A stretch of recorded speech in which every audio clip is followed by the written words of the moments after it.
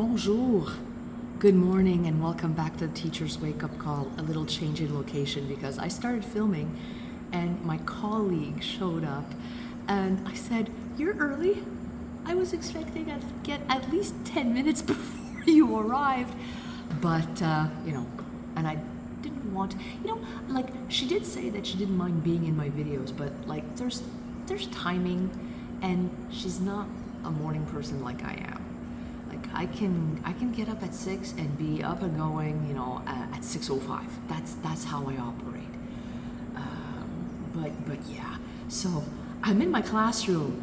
Sorry about the echo. Sorry about the ambient noise. But I'm getting good lighting. Yay! So I was about to talk about the fact that I almost got into an accident, and I'm wondering if it's because it's a Wednesday, and I started on this train of thought. There's a ladybug in the window, and it's, I think it's fighting for resources between her and the spiders in my windows. But I digress. So, I think Mondays get a bad rap, and the true worst day of the week is not Monday, it's Wednesday. It's Wednesday because you've started your week. You know that you're getting work done, but it's not quite the weekend yet. Yes, you're closer to the weekend, but not quite.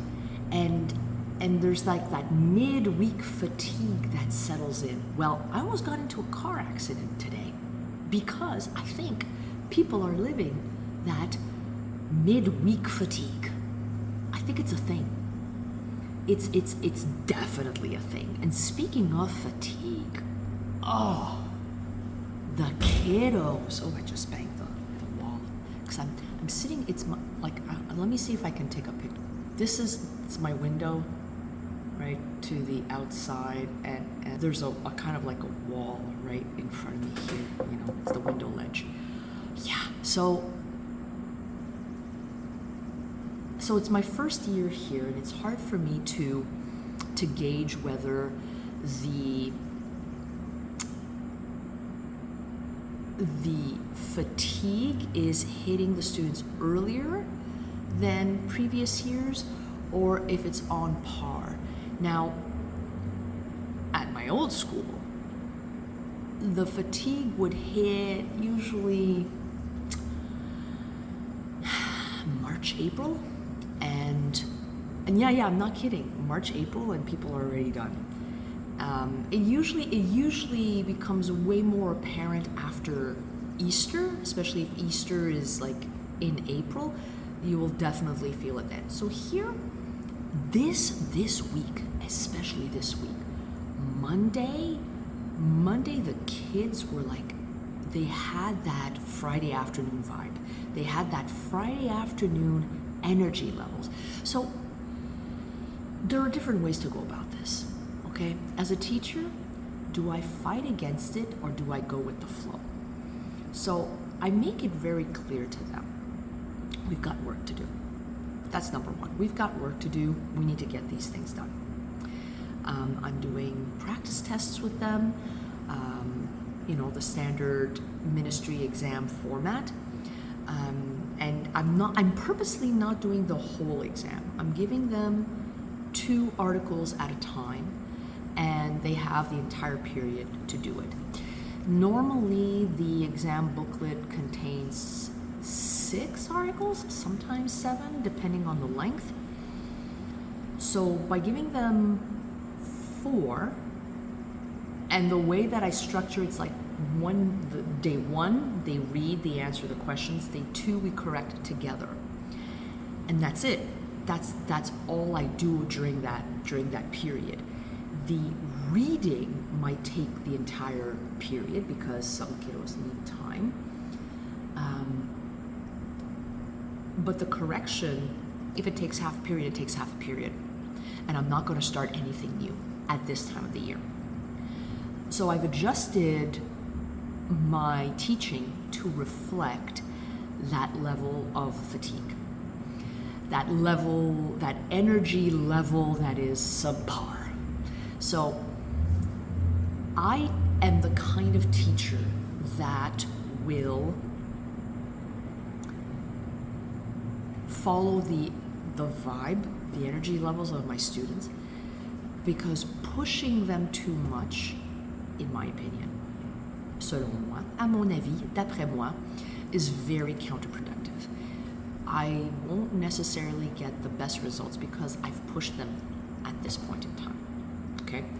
If I push them at this point in time, it won't necessarily give me better results. It might end up backfiring and I will end up with worse results because the students are tired. They don't have it in them anymore. Now, is it different from my other levels? Absolutely. I have a grade 10 class. And with them, it is business as usual. I'm pushing them, they're working.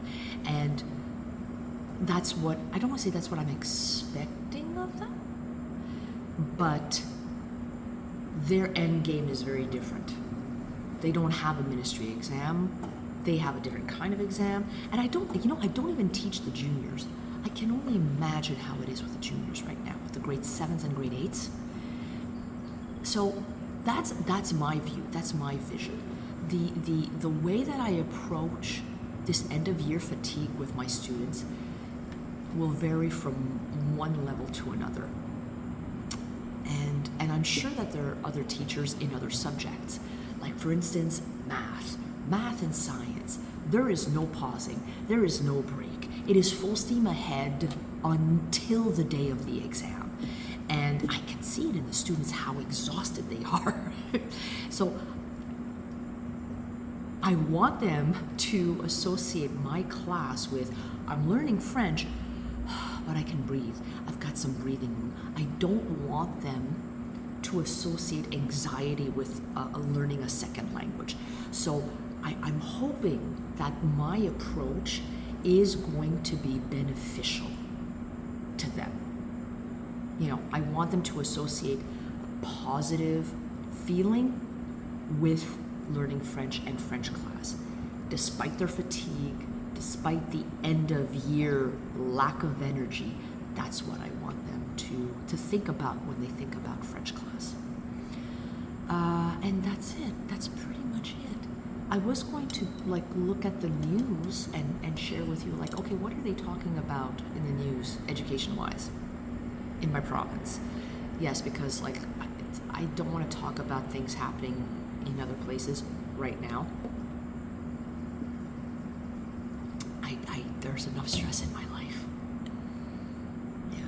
And it's one of those spring days that feel like a summer day, so it is a dress, short sleeve dress, because it is going to be boiling in this room later today.